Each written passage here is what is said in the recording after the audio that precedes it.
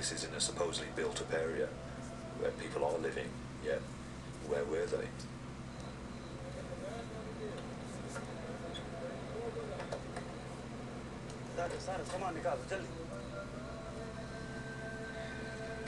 Finally made it.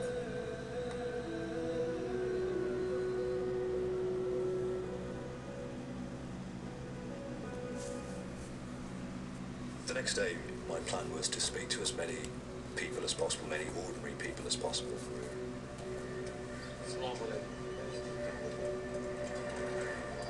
And how does it affect your family if the Taliban have left?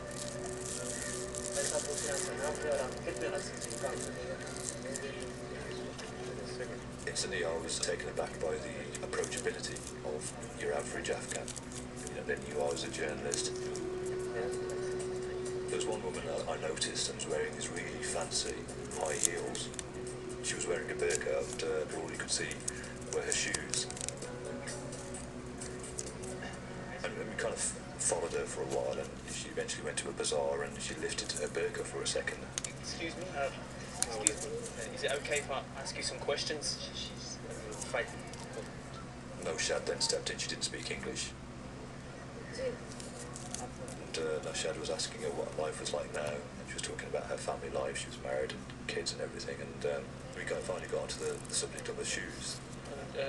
Forgive me, but can I ask about the shoes? They're very, very glamorous shoes.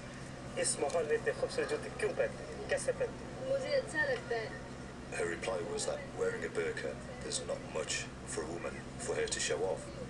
All you can see is my feet, so I want my feet to look as nice as possible. But by the end of the day, I felt I'd really managed to get to the heart of what Kabulis are thinking. And okay, there was no great screaming headline that I was going to get out of this, but it was a quiet feeling of satisfaction that I've done more than what a normal journalist might do here. On a professional level, it certainly made me very proud and very eager to actually get all this stuff written up and sent back to my news desk. You know, that was my last day of freedom. The next day, everything changed.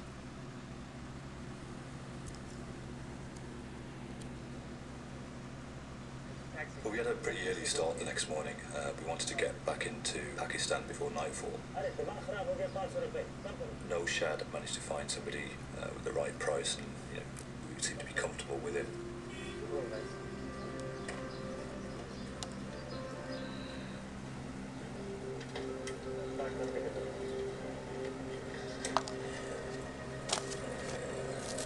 The taxi driver, he seemed a bit suspicious, I suppose, as to what we had been doing there. He was very interested in me in particular.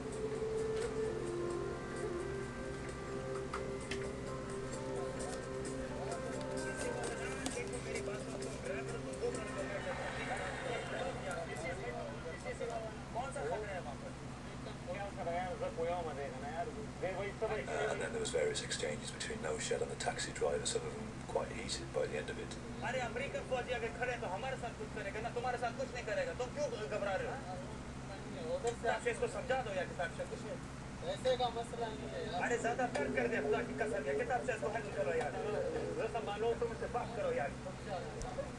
The plan originally had been to return to Pakistan via a smuggling route which the local tribesmen use all the time. That was the plan, but Noshad told me that the taxi driver wasn't going to do that.